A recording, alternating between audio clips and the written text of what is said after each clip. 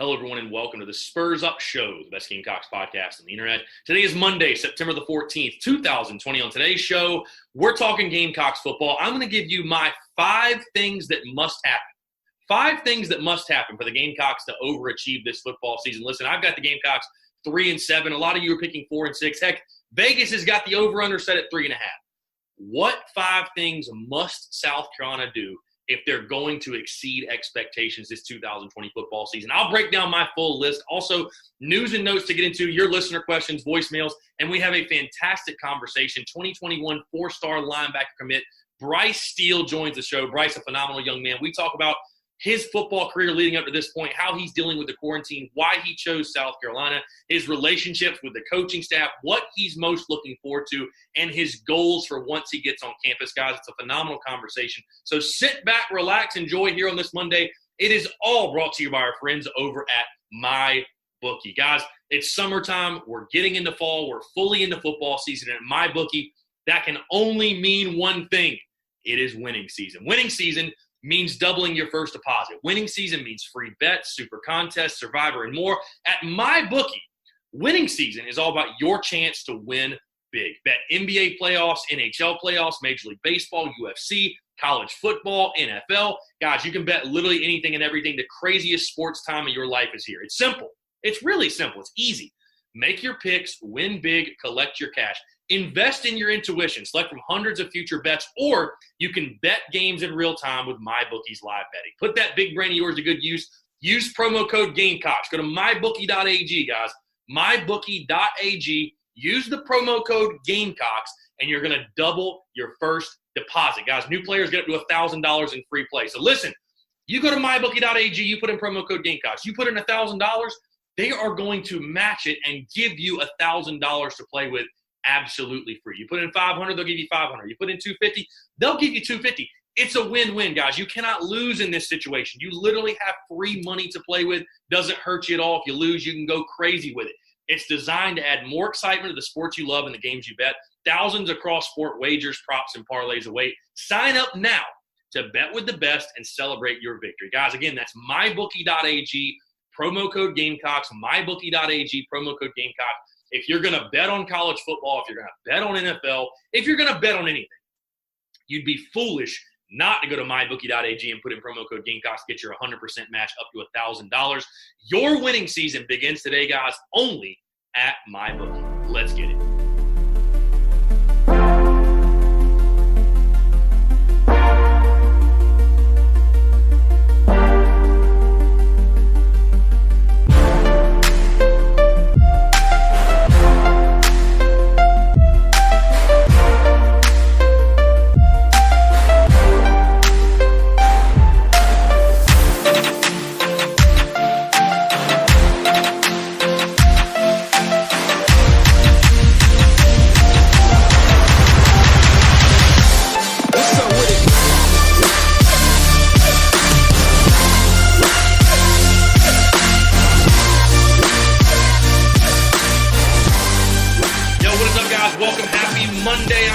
The Spurs Up Show, as always. Appreciate you guys tuning in. Hope you all had a fantastic weekend, guys. It was a phenomenal weekend, right?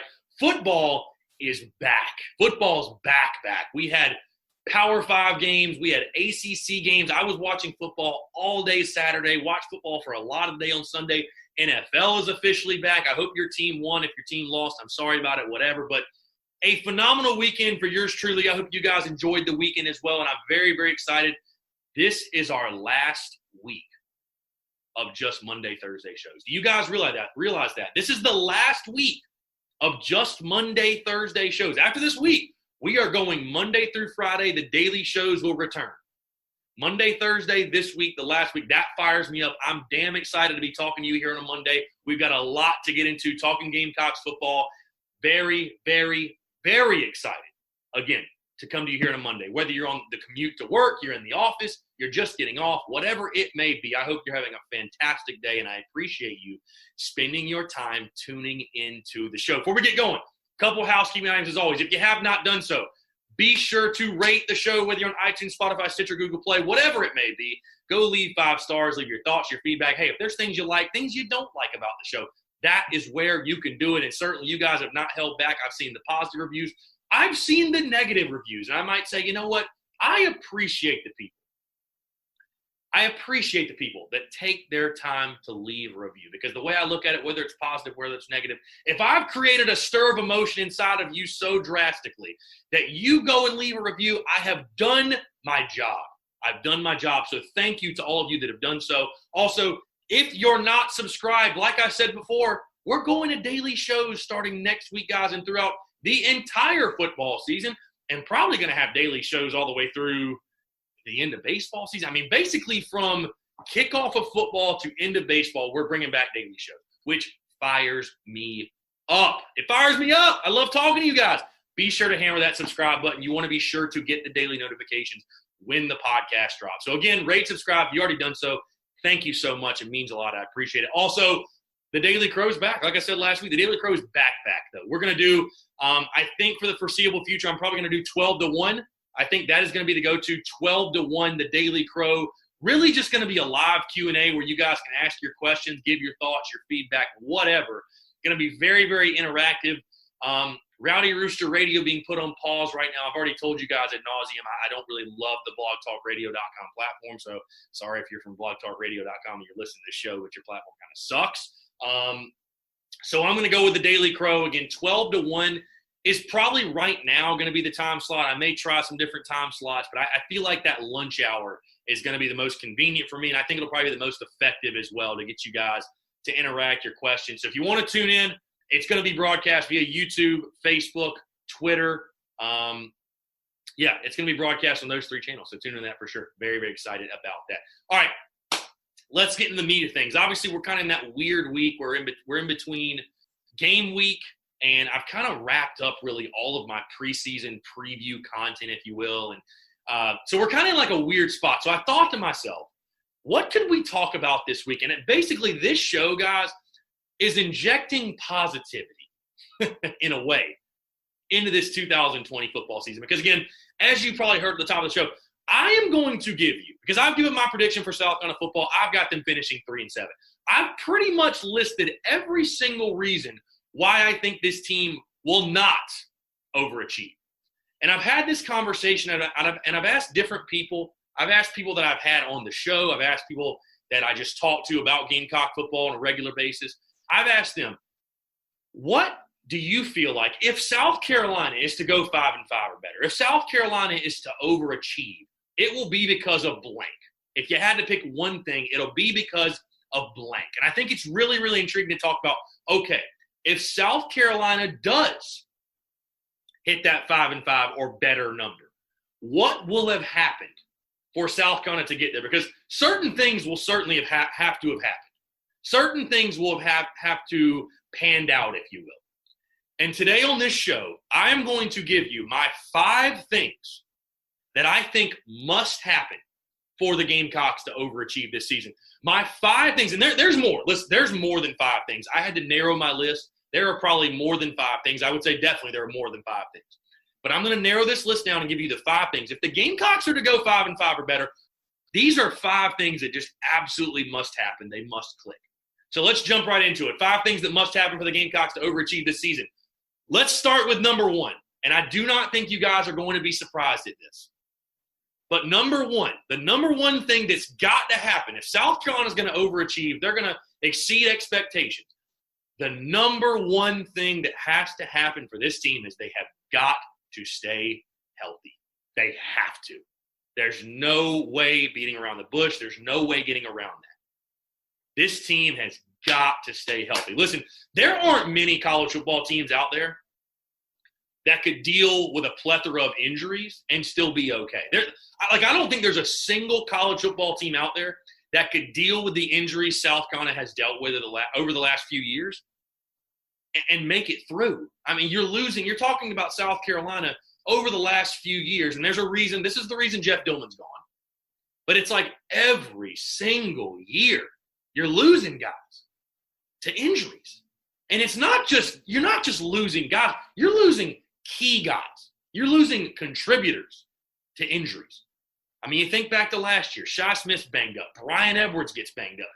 We all know Ryan Hilinski was banged up. different running backs going down every now and then. You have some offensive linemen. You think about defense. You think about that 2018 season. Listen, I had Caleb Kinlaw on the show. I've had different guys on the show. That 2018 season, you lose almost your entire defense. There aren't teams that can withstand that. And especially in a year like this where, listen, with COVID going on, with the pandemic, depth is going to be so important for this team, for every college football team. Depth is of the utmost importance. So you could really justify stay healthy. I don't just mean it as far as injury-wise. Stay healthy as far as the pandemic. Be responsible off the field. Take care of your health. But even just sticking on the field, South Carolina, there's just no way, and I think all Gamecock fans would agree, there's no way this team can overachieve if it does not stay healthy. And again, that's why you hired Paul Jackson. And it does sound like there's been some nicks and bruises. There have. But things do sound good to this point. Now, the real test is going to be we get in season. How do these guys help? How do they hold up, right? How do their bodies hold up through the test of a season? But as of right now, things sound good. But the number one thing for me, the number one thing that has to happen for South Carolina to overachieve, and really, again, like I said before, when I say overachieve, go 5-5 or better, because that would be overachieving. It would.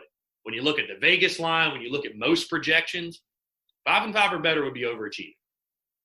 So the number one thing that's got to happen, you have got to stay healthy, especially your best guys, your contributors. They've got to stay healthy. So that's number one. My number two thing that must happen for the Gamecocks to overachieve this season, and we're sticking with some new hires, right? We're sticking with a new hire. I think you guys know where I'm going with this. The number two thing that must happen, Mike Bobo's system has to work, and an identity has to be established. Has to. Mike Bobo's system's got to work, period. Point blank. And for the first time, and I've talked about this when I broke down the offense, for the first time since really the Steve Spurrier era, if South Carolina is going to overachieve this season, this Gamecocks offense has got to have an identity. And Mike Bobo, when I asked Connor O'Gara this question, when I asked him if South Carolina is to overachieve, it will be because of blank, or what will be the reason? He said, it's because Mike Bobo worked. Mike Bobo worked, and that's what it's going to come down to. I mean, it's no coincidence my first 2 points are injuries and offense, because those have been the two things that have plagued Will Muschamp over his coaching tenure at Florida and now at South Carolina. His teams are injury-riddled, and they have bad offenses. And that is the characteristics of Will Muschamp teams to this point. That narrative has to change. That narrative has to change this year. The Mike Bobo system has to work. If South Carolina is going to get to 5-5 or better, it has to. Mike Bobo, again, when I previewed the offense, I said this. Mike Bobo is basically trying to squeeze blood out of a rock right now. A lot of moving pieces, a lot of unknowns on this offense. We don't even know where most of the scoring is going to come from. Really, we don't even know who the quarterback is. But Mike Bobo, if this team's going to overachieve, one of the biggest reasons, if not the reason, will be because Mike Bobo is able to find a way to assort the puzzle pieces to get the most out of the talent he has on offense. Because I think there's talent offensively. I've said that before. I do think there's talent. Don't misconstrue that point. But there are question marks abound offensively. But again, if South Carolina is going to overachieve this season, Mike Bobo must work. His system has to work. It has to. Will it be perfect? No, I do not think so. Will it be flawless? No, I do not think so. Most offenses are not. Most systems aren't perfect. But South Carolina has got to establish an identity. It cannot go week to week with this guessing game of not knowing what are we good at? What are we bad at? What do we like to do? What do we not like to do? How do we want to win games? The entire Muschamp era has been riddled of that. I mean, we're talking, when I talk to Mike Yuba, we're getting 7-8 games into a season, not knowing what this offense likes to do, what it's good at, what its goal is overall. We have no idea. So, again, my second thing that has to happen for the Gamecocks to overachieve this season, Mike Bobo's system has to work, and there has to be a clear identity established for this offense. Point blank, bottom line. My third thing that must happen for the Gamecocks to overachieve this season, if South Carolina is going to exceed expectations, if South Carolina is going to get back to a bowl game, whatever that win total looks like or however that landscape looks, the defense, we're switching sides of the ball. The defense, and I want to preface this. There are different storylines within the defense that you guys have heard me talk about when I broke down the defense last week. There are different storylines. There are different directions I thought about going with this. But to be generic, to be simple, keep it plain and simple. The bottom line is if the Gamecocks are going to overachieve and exceed expectations in 2020, this defense has got to live up to the hype. They have to. They have to live up to the hype. This defense is catching a lot of hype, and I think it's very fair. I think they should be. Look at all three levels. There's talent all over the field. Yes, you lose Javon Kinlaw. Yes, you lose DJ Wanham. Yes, you lose TJ Brunson. You lose three huge pieces on that defense. You lose major pieces from that defense. But when you take a look at the way you've recruited, you got 4- and 5-star guys all over the field. Your secondary, in my opinion, should be one of the best in the ACC. You got two of the best defenders in the SEC. In Izzy McQuamu and J.C. Horn. You got a fantastic all-SEC linebacker in Ernest Jones. You got Zach Pickens filling the role of Javon Kinlaw. Zach Pickens, a 5-star. You got Jordan Burke stepping in defensively, 5-star. And you talk about the rest of the guys on the defensive front. South Carolina is deep again on the defensive front. This defense, though, has got to live up to the hype. There's a lot of hype right now. There's a lot of buzz. There's a lot of good players. There's a lot of good players on this defense. There were a lot of good players on defense last year, too. And again, I said it before, I know the offense put the defense in bad positions. I 100% acknowledge that. But we can still also acknowledge that this defense, I still wouldn't say played up to the level it should have with the type of talent that's on that side of the ball. So if South Carolina's going to overachieve, if they're going to get to 5-5 or better, the defense has to live up to the billing we think they could meet up to. They just have to. I mean, they've got to live up to that standard. Top half of the league. Everywhere statistically has to get better. This is going to be a team that's going to lean on its defense. No matter how you feel about Mike Bobo and my comments on the offense, this team is going – you can't win games without a good defense. This team is not going to win 38-35 shootouts. I don't think anybody thinks that. So the defense has got to live up to the hype. We've heard the chatter all offseason. We've heard it all offseason. It's time for that defense to pan out. They're going to have to if you're going to exceed expectations this year. My fourth thing that must happen for the Gamecocks to overachieve this season. It must happen. My fourth thing. And I'm going back to the offensive side. And again, no surprise, guys. You all know that's where the questions lie for this team. Bottom line, that's where the questions lie. The fourth thing that must happen for the Gamecocks to overachieve this season, the quarterback competition has been something we've been talking about all preseason. We've been talking about it all preseason, right? It's fun to talk about. It's interesting. It's intriguing. Who's going to get the start? Is it Collin Hill? Is it Ryan Hilinski? God forbid, is Luke Doty going to somehow step up and take the job? But focusing on Hill and Hilinski, right? Those are the two guys duking it out. Will Muschamp stating on Sunday night, they still haven't announced a starter. I'm thinking we'll probably get one this week. And many of you ask me, Chris, who do you want to see start? And my answer is always the same. The one that gives us the best chance to win games. I don't give a damn. I don't have a preference. Okay? I do not have a preference.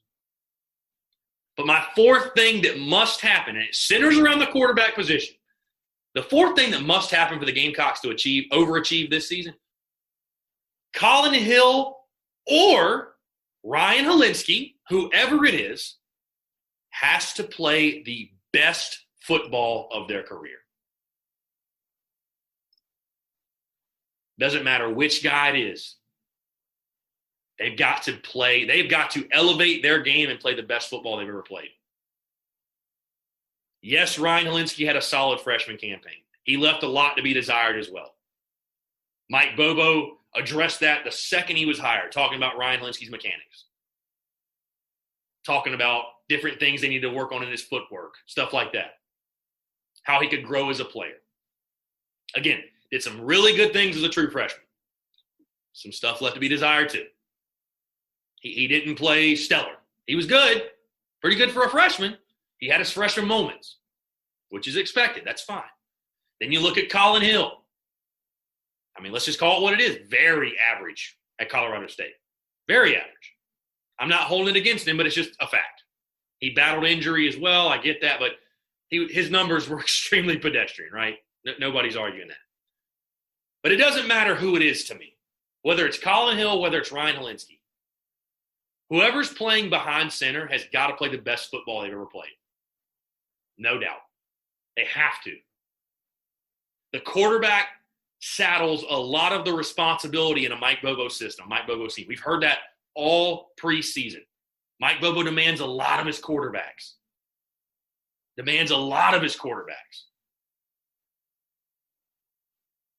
This Gamecocks offense is just not going to get off the ground without stellar quarterback play. It's not. Whoever's behind center. Again, I don't have a preference. I don't give a damn who plays, who starts, whatever. Play the guy that gives you the best chance to win. But whoever that is, whether it's Collin Hill, whether it's Ryan Hilinski, they have got to step up, elevate their games, and play the best football they've ever played. Because, hey, Colorado State, Collin Hill ain't going to get it done. I can tell you that right now. It ain't. It's not. The competition's only tough. Obviously, we know the competition's tougher. And that's not breaking news to anybody. And again, Ryan Hilinski, it's not a knock on Ryan. But he needs to get better. He needs to get more consistent. I think being fully healthy will certainly help that. But again, I think he's got to get better. And whoever's behind center has got to play the best football they've ever played. It's when you're talking about an offense, and I'm about to get into this point in just a second, but when you're talking about an offense that is so unproven in the skill positions, your quarterback can't afford to be shaky as well. Your quarterback can't turn the football over. Your quarterback's got to be a great decision maker. Your quarterback's got to command the offense. So whoever's behind center, whoever it may be, Collin Hill, Ryan Hilinski, hey, maybe it's Luke Doty. I don't know, at some point. But whoever's behind center got to step up their game, play the best football they've ever played in their college career. No question. And finally, my fifth and final thing, and again, I narrowed this list down because I know there are more than 5 things that must happen. But my fifth thing that I think must happen for the Gamecocks to overachieve this season, and I went back and forth on this because, again, the fifth one was the only one where I was like, there's so many different options here I can throw in this number 5 slot. But you have to stick offensively in my mind because that's where all the questions are. That's where all the questions are. And I thought about narrowing it down to, well, does Shy Smith have to step up as a true number 1 wide receiver? Does Deshaun Fenwick have to emerge as a true RB1? No. I'm going more broad here. The fifth thing that's got to happen for the Gamecocks to overachieve this season is you're going to have young, unproven playmakers step up on offense. I've talked about all offseason. That's a major storyline.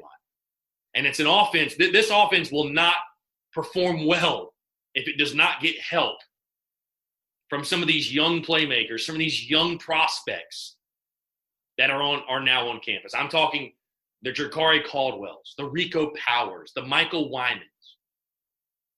Unfortunately, Marshawn Lloyd would have been part of that list. I'm talking even the Zaquandre Whites.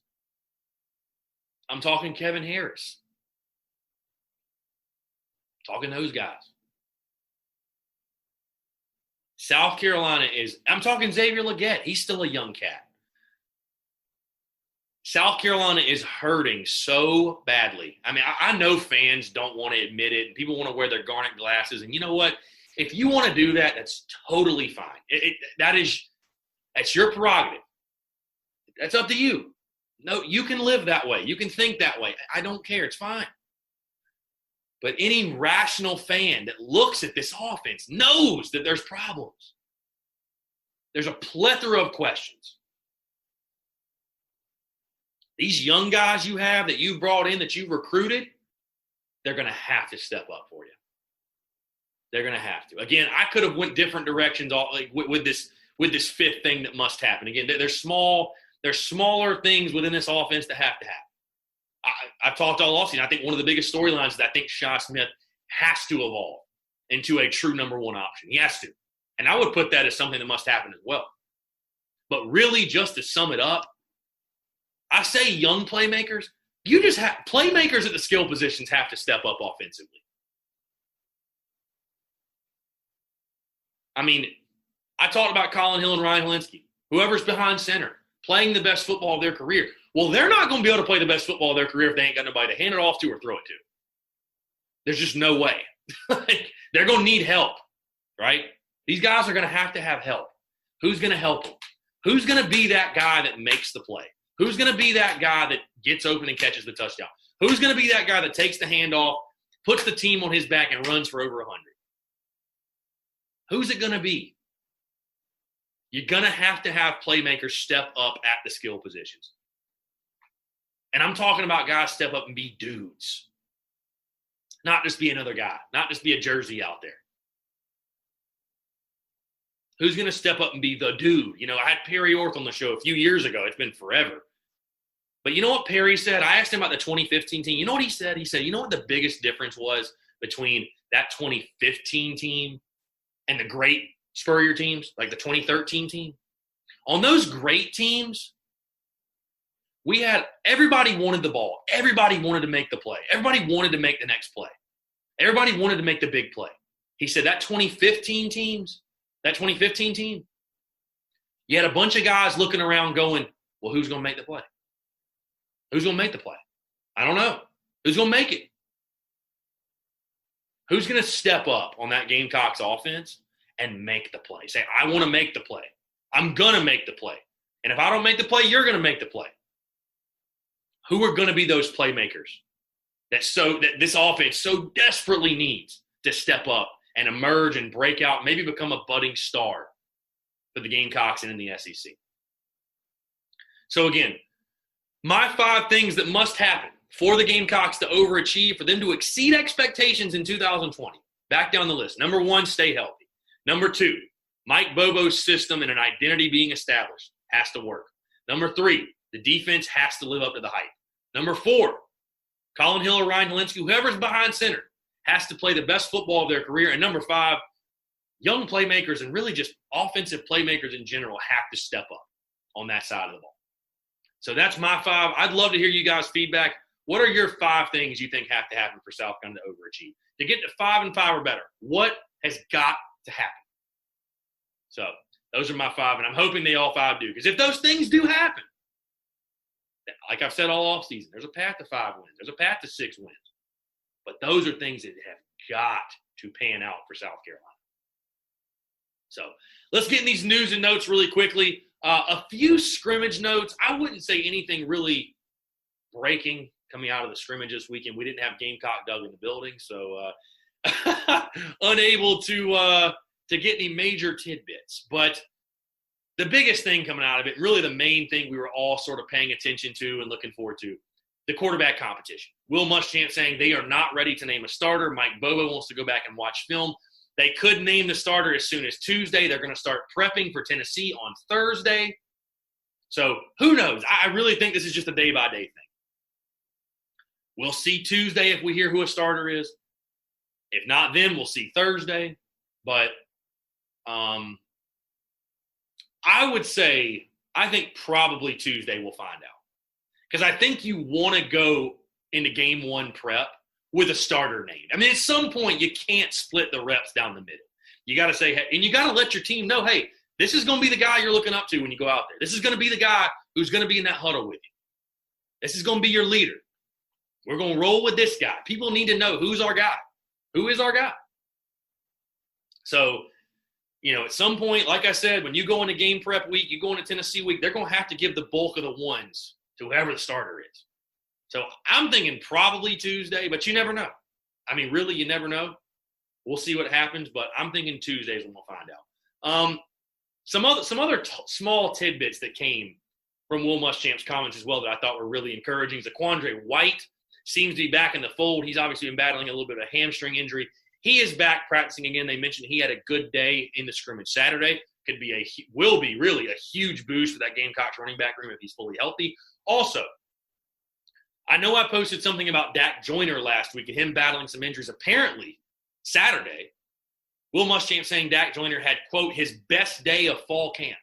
So I guess he feels better. But outside of that, nothing really big coming. Again, the big storyline we were all following was the quarterback competition. And no starter has been named yet. And it doesn't really bother me that they're waiting. I mean, listen, they don't have to tell us, I guess. I mean, they don't have to tell anybody, I guess. But I do think you're going to know who the starter is after Tuesday. If it goes beyond Tuesday, I'd be a little surprised. And at worst case, you're going to know Thursday. You're going to know. You're going to know Thursday who the guy is. So some other quick news and notes really quickly. College football roundup, obviously college football over the weekend, some awesome games. Man, if you think being a Gamecock fan right now is tough, imagine being a Florida State fan. Woo! Losing to Georgia Tech? My God. Also, we won't even talk about, but Clemson beating Wake Forest in a scrimmage. Eric Kimry with a tweet of the weekend. I heard South Carolina scrimmage went well. We'll see how Clemson goes tonight. So, yeah, I mean, it was a high school scrimmage. I mean, listen, I tweeted some things, and I will say again, I'll reiterate, it's sickening how good Clemson is. It pisses me off just to watch them. I mean, I'm not going to not watch them. I watched college football all day long Saturday. But it's sickening. And people thought I was just talking about that Wake game. No. I'm just talking about it in general. I'm just talking about the last few years.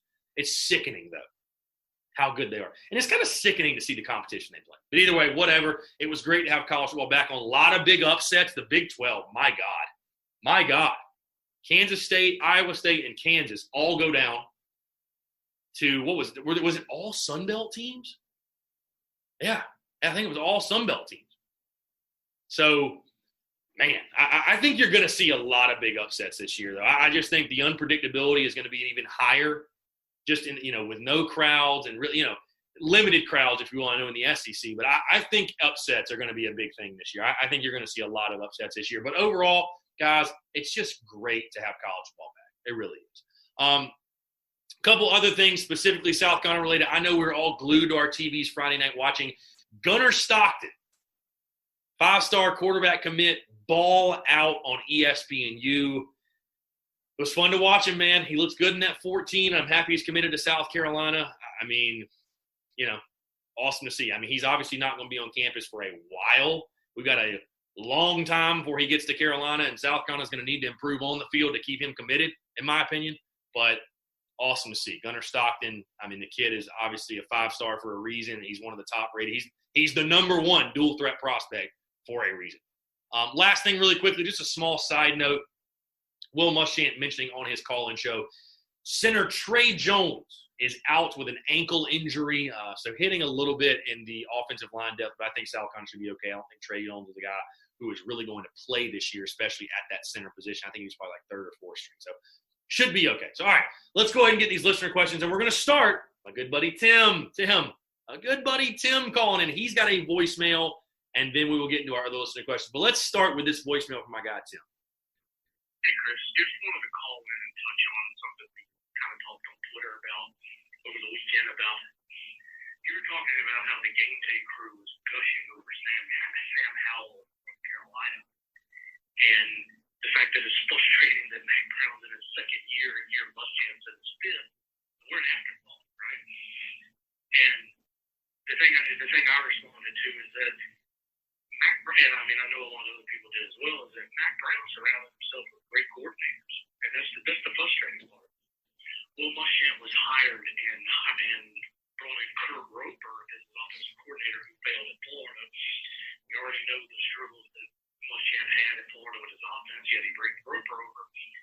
We know how well that went for 2 years. Roper was let go. South Carolina goes 9-4 in 2017. Muschamp has the chance to make a splash hire. You had Jay Bentley coming back. It was going into his junior year. You had all the running backs coming back. You were going to get Debo Samuel back, Brian Edwards back. You had firepower.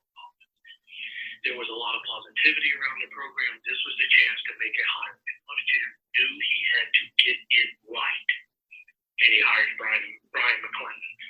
Provokes him from within, more of a buddy hire. And like I followed up on it, like I don't think McClendon was the sole problem. I think Muschamp had his hands in it more than they made us to believe. But to be fair, McClendon was in over his head. There was no rhythm. There was no rhyme or reason to this offense, and it's just frustrating. Now we have Mike Bobo, who is, of course, the friend of Muschamp as well, but Bobo is a proven play caller.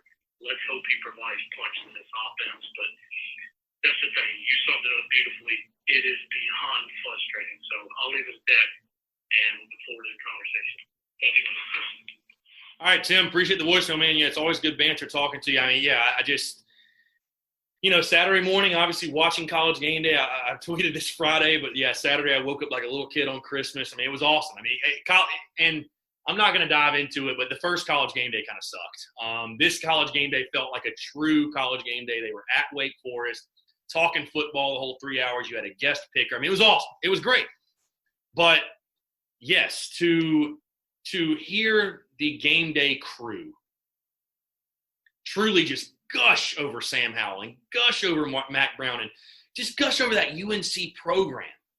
And I made the point, in year 2, Mac Brown has a proven quarterback. He has playmakers all over the offensive side of the football. He has momentum. And what does South Carolina have? In year 5 of Will Muschamp, they have no proven quarterback. They have no weapons offensively that we know of at this point, right? There might be some guys on that roster step up and blow it out of the water this year. But right now, none of that. You have no momentum coming off of 4-8. Like the two programs, it's you don't feel like they're on the same level, or at least they're not headed in the same direction. The momentum is not going the same way. It's not trending the same way. So that's frustrating. I mean, it's just flat out frustrating to see a program like UNC that is UNC a better football program than South Carolina? Absolutely not. Does UNC have better facilities? Absolutely not. Do they have better fans? God, no. No. Have they recruited better than South Carolina? I know they're right now having their best recruiting class in like forever right now. But have they recruited better than South Carolina in the long haul? No. Not in my mind they haven't. And go back and look at the rankings. They'll tell you as well. No. They have not. So, yeah, man, it's just frustrating. I mean, it's frustrating to see. And I saw your comments on Twitter, and I definitely agree. And I think, we obviously both agree on this, that it's just annoying. It gets you upset. It pisses you off to see UNC. And I know people are going to say the whole, with the ACC. They play who they schedule. They play who they play, man. I don't know what to tell you. I get so tired of hearing the ACC excuse. I know the ACC sucks. We all know the ACC sucks. But you know what? We're in the SEC. That's it. We're in the SEC. If you don't like the SEC that much, then South Carolina should go to the ACC. If you think it'll make that much of a difference. But it probably won't, because we've lost to the last, 3 ACC teams we played, and we've lost to a Sun Belt team. So what crutch do you have to stand on when you're talking about an ACC conversation? Okay? UNC is beating the people it should play. I had somebody text me on Saturday. UNC gets the win, 31-6?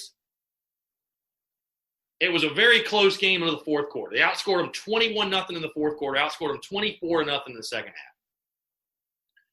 Sam Howell did not have his best day, even though he almost threw for 300. Didn't have his best day, though. But somebody texted me. You know what they said? When UNC plays like crap, they win by 25. When South Carolina plays like crap, they lose. That's the difference. That's the difference. Call it ACC, call it whatever. But yeah, I mean, it's frustrating.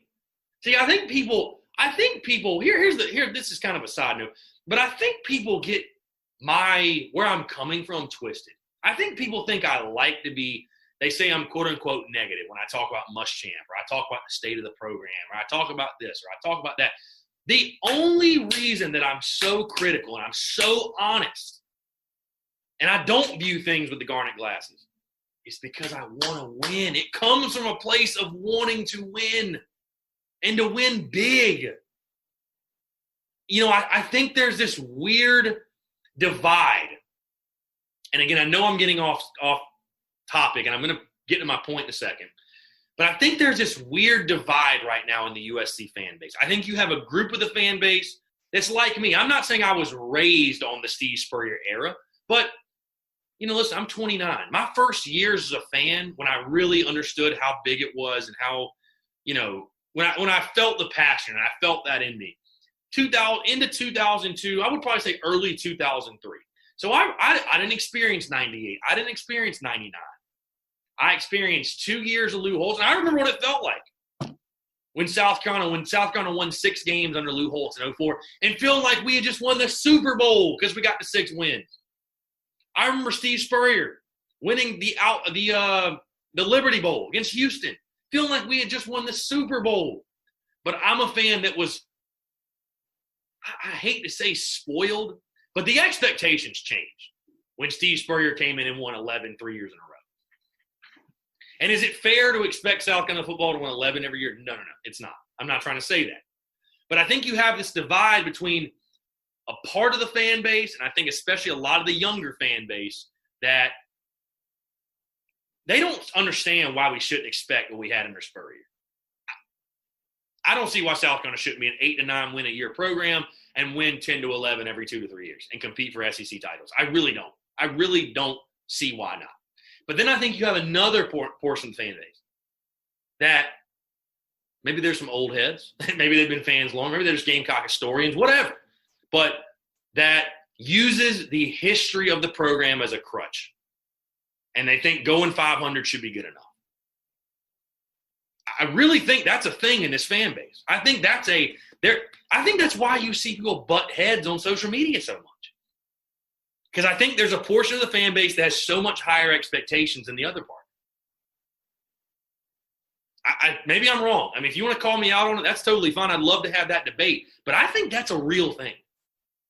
I think that is a real thing. Because there's just no way part of the fan base could be okay with the job Muschamp is doing if they weren't okay with South Carolina being just a 6-win program for the rest of their lives.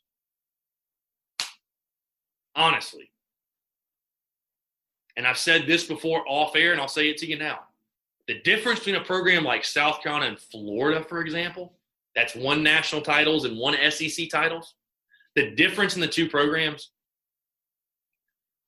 South Carolina fans are adamant, or they were adamant, to retain Muschamp after a 4-8 year. Florida fired Will Muschamp after a 7-5 season.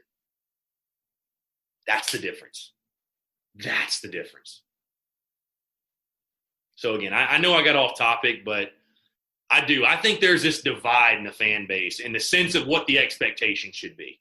I think the old heads that just remember Carolina football, they remember Carolina football in the 90s, and, you know, oh, we should just get to a bowl game, and, you know, we're lowly Carolina. We shouldn't expect to win SEC titles and national championships. And then I think you have this other group of the fan base, the other half that's like, fuck that. We won big under Spurrier. We should do it. We should do it. We should be there. We belong there. This program's good enough. There's no excuse. There's no excuse. And it's just like I said to somebody on social media today. When we wanted to have the Muschamp conversation. Oh, we always got to have the Muschamp conversation. I get that. Heck, it's kind of fun to talk about. It's polarizing. But what I told somebody, and they feel like that Muschamp has exceeded expectations or overachieved in 3 or 4 years, which, listen, we are going to agree to disagree when it comes to that sentiment. But here's the thing. The great thing about the Muschamp conversation is it will play itself out on the field. There's nothing that I have to say, that you have to say, that you have to tweet, that you have to post. There's nothing. It will play itself out on the field. No questions asked. Because if Muschamp does not win enough, when you take a look at the fan base, the proud fan base this school has, the amazing facilities that this school has, the money this school has coming in, you're in the best conference in the country. You have an overflow of talent. There's no excuse not to win. There's none. There's no excuse. Absolutely none. So, again, I said it again, people think I hate Muschamp. I hope he coaches here for the next 10 years, but he has to win. He has to. Everything I mentioned, it's just too good. It's too good to accept anything less than winning.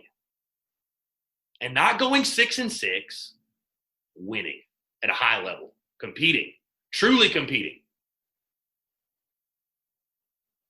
And if that's not the goal, and if you're a fan, honestly, I will tell you this, honestly, if you're a fan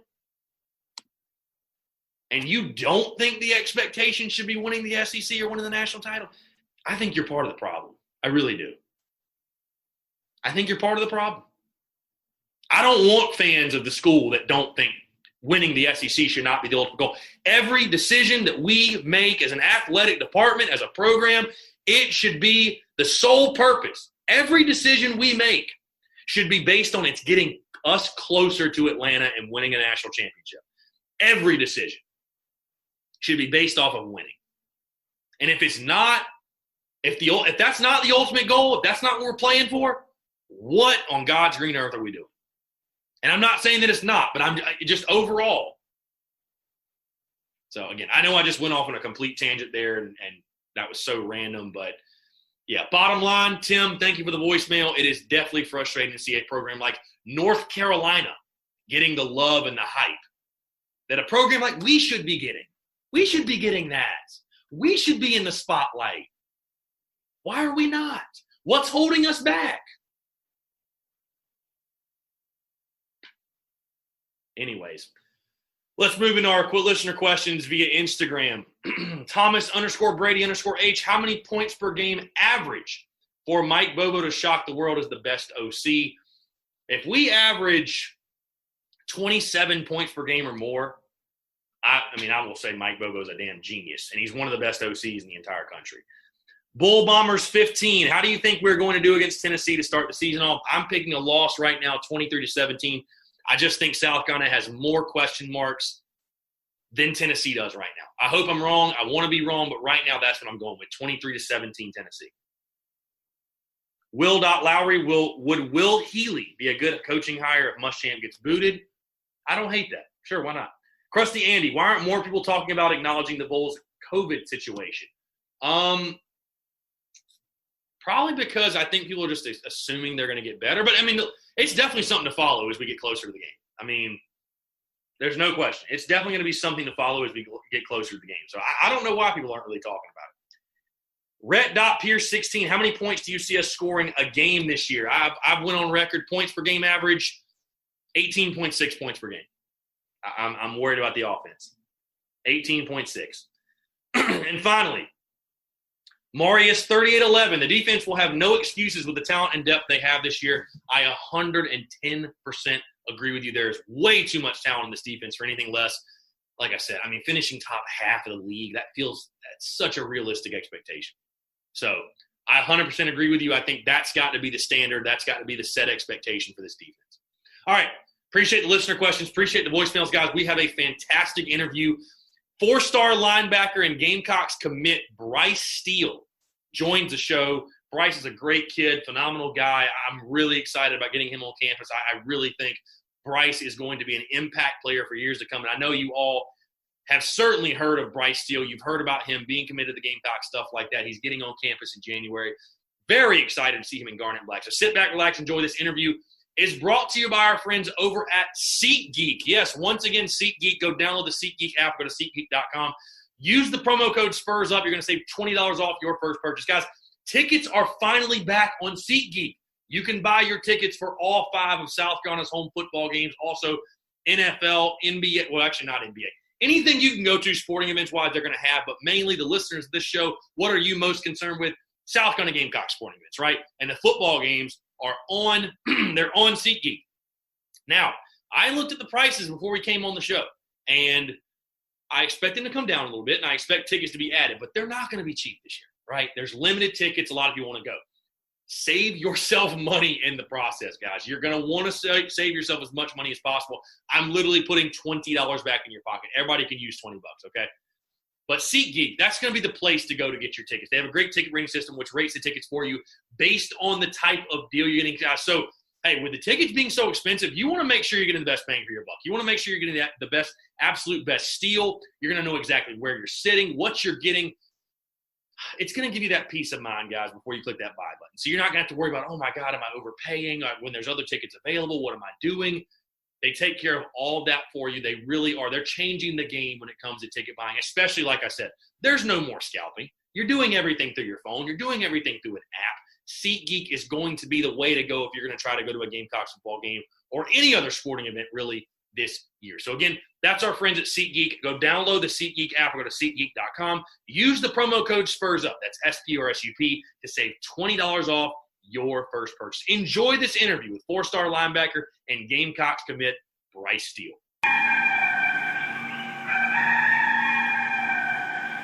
All right, joining us today on the Spurs Up Show, very, very excited, 2021 4-star linebacker. He hails from Raleigh, North Carolina at Millbrook High School. Very, very excited to chat with Bryce Steele, a Gamecocks commit again for the class of 2021. Bryce, really do appreciate you taking the time, and it's a pleasure to have you on. Yes, sir. It's a pleasure to be here. Absolutely. So, Bryce, let's talk about you specifically. We were just talking about on air, obviously, everything going on right now with the pandemic, and it's hitting everyone differently. You know, we've seen college football come back. Obviously, as we're talking right now, there are NFL games on, so that's the positive news. But you're a guy we were just talking about off air. For the state of North Carolina, at least for where you're at Millbrook High School, things have been moved to the spring. You're obviously a class of 2021 commit. You're going to early enroll at South Carolina, like you just told me. Just talk about, though, you know, everything kind of fell apart, I guess you could say, in March, and it's been crazy, and I think it's been a good test as far as, you know, guys handling adversity. I'm sure that's something Muschamp and your high school coaches have talked to you about, just handling adversity, control what you can control, stuff like that. But what have you been doing specifically to stay ready, to keep yourself sharp, obviously, for when you do get to Carolina in January? You know, really just, you know, watching film, breaking down a lot of film from – I unfortunately did not play this past season. So I've been watching a lot of film from my sophomore year, you know, breaking it down, just making sure, you know, I'm becoming a better player each and every day. You know, I work out, you know, two to three times a day, each and every day. Just, you know, trying to continue to get better. You know, I've stayed in great contact with, you know, a lot of the other commits in the class. You know, we're just building a great relationship with each other. You know, we plan to later this month get down to campus just to, you know, I know the NCAA, technically we're not allowed to be on campus or not allowed to be around the kind of football side of things and everything. But, you know, we're just going to go down there just as a group, just to, you know, start building that chemistry and getting to know each other more and more.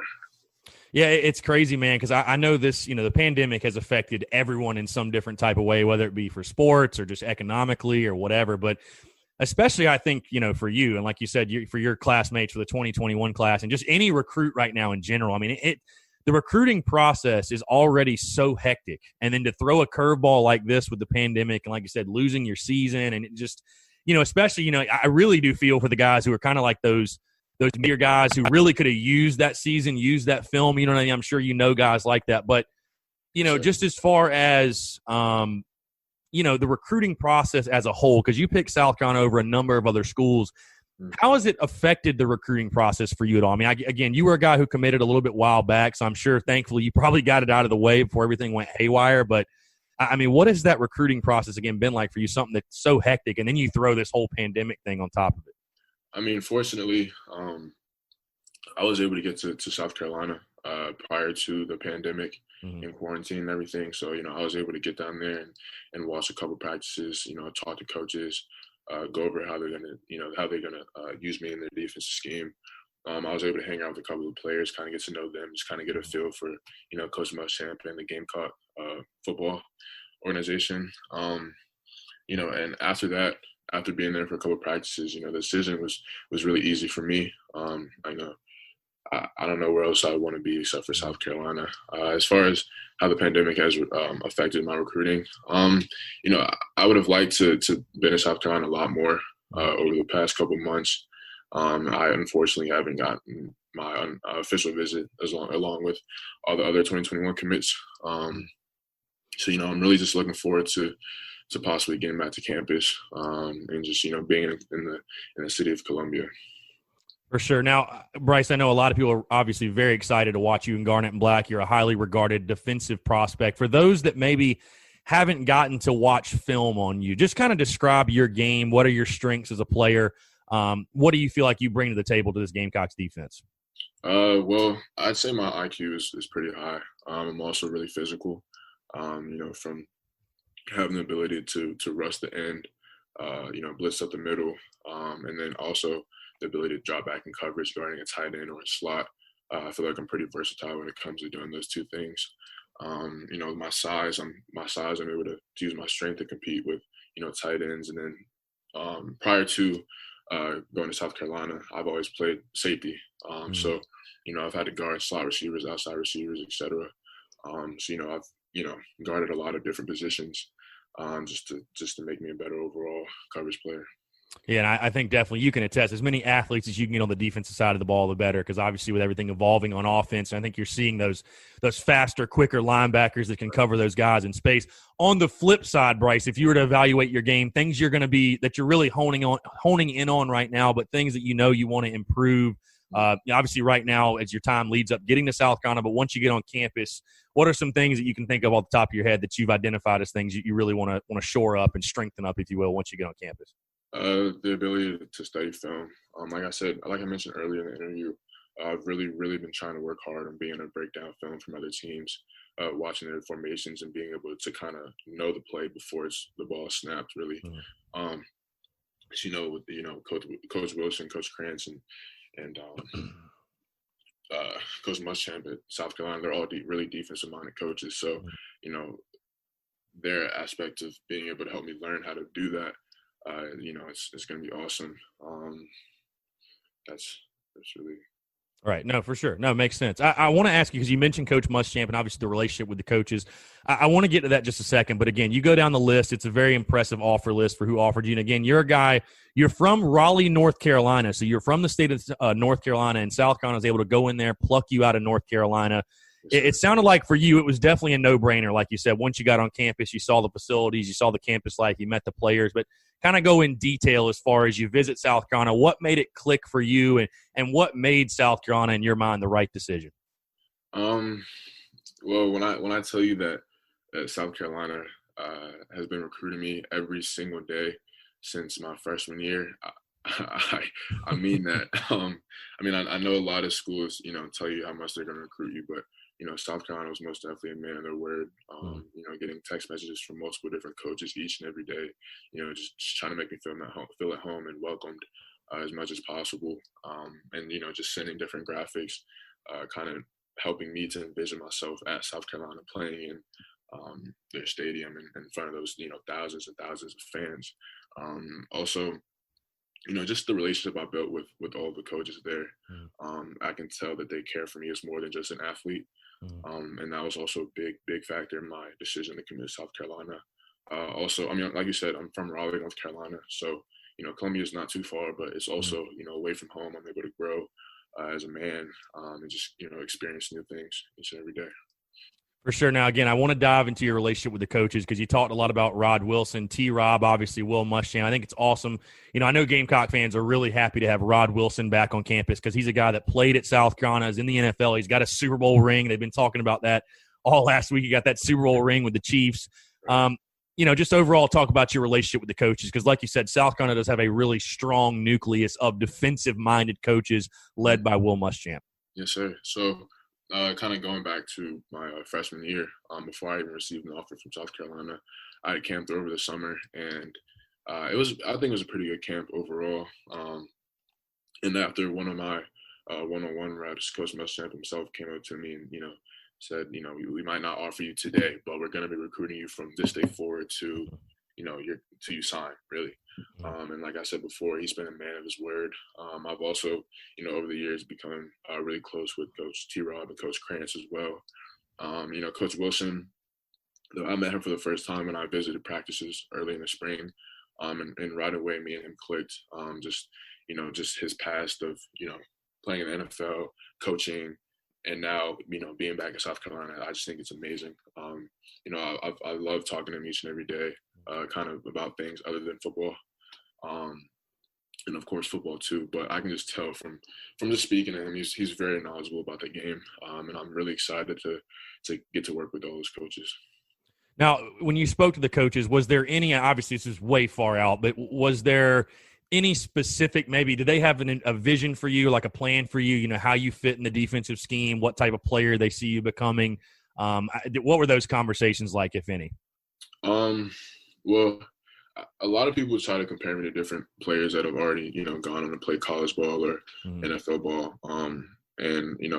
I've done a lot of comparisons to Sky Moore, who played at South Carolina. That's a good comparison. Yeah. Very good. Yes, sir. So I'll be playing Sam Will, linebacker there, kind of, dropping back into coverage, blitzing off the edge, a lot of the stuff that I do, playing high school ball. So, like I said, I'm really excited to dive into that defense and just, soak up as much information as possible. For sure. You spoke about the NFL. I want to ask you, and being compared to other players, is there a guy, like an NFL guy that you like to watch, model your game after? Because, again, I was watching NFL football earlier, and I was watching actually the Seahawks-Falcons, and that Seahawks defense, I mean, they just get after it. But are there any specific guys that maybe you maybe like to watch on film or study the way they play the game, take away stuff from them? Are there any guys like that for you that you sort of try to model your game after? Yes, sir. It was actually funny to the Seahawks because I've been a Cam Chancellor fan for years now. I just love his physicality and the fact that he's a big safety that plays in the alley. He's not afraid to come down and make the play. And then also I know that he hasn't, today is going to be his first snap of his NFL career, but Isaiah Simmons as well, despite playing for Clemson and everything. He's a hell of a player. Either way, he's one hell of a player for sure. Yes, sir. Yes, sir. But I just love how versatile he is. He kind of had the same path as me. He started off as a safety in high school, kind of transitioned to a linebacker playing at Clemson, but they also used him in, many different ways in their defense. That's what kind of made him such a valuable player to Clemson's defense. So I'd say those are the two players that I really try to, watch film on and kind of model my game out there in a way. Yeah, just on a side note, watching them, Jamal Adams, he is such a beast. He is a fun player to watch. Dude. He's all over the swag, all over the field. It's fun to watch him. I want to ask you, because obviously we're all keeping our fingers crossed. This season's wacky. We're only having, I think, 20,000 fans in the stadium at Williams-Brice this year, which is going to be very, very different. I mean, I'm sure you watched a lot of college football yesterday, and it looks very different across the board. But you're getting on campus this next spring. We're all, again, keeping fingers crossed, assuming we're going to be back to normal. What do you think it's going to feel like that first time you run out to Williams-Brice, 2001? There's 80,000 screaming. What do you think that's going to feel like for you? I'd say like a fat kid walking into a candy store. Just walking around, seeing all the candy and everything on the walls. Just that excitement, really. I love fans. I was able to go to the Alabama game. Gotcha. Past season. And so, just to hear how devoted the fans are to the football program there, it's incredible. So like I said, I'm really excited to get out there and play in front of those fans.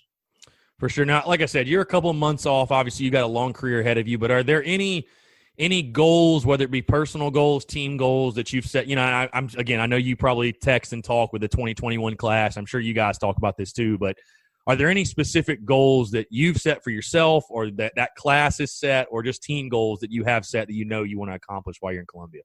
Well, first for myself, I just want to focus on, being the best teammate possible, both on and off the field, just words of encouragement, just trying to make everyone else around me better as well. And then as a recruiting class, we've talked about, first, starting off with the SEC championship, and then, of course, working our way up to the national championship. But like I said, that only comes with hard work and dedication. And I think this class in particular is ready to take on that challenge.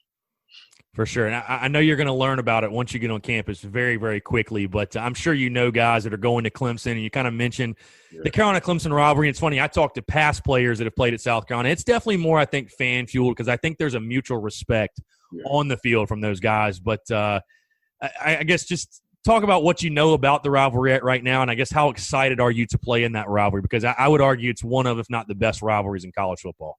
Yes, sir. I'd agree with you there. I mean, it's huge, really. One of my friends, he's also from the Raleigh area, named Mitchell Mays. He plays for Clemson right now. Actually, he got a couple snaps in last night against Wake Forest. So, I worked out with him during the pandemic after I committed to South Carolina. And just, we're friends at heart. But like I said, when we get on the field, it's enemies. But, of course, we were, talking smack to each other, talking about, who's going to do what against each other. So I'm really looking forward to that specific game. Opportunity to showcase my talents, really. Love it. Well, Bryce, you've been gracious with your time. One last question before I get you out of here.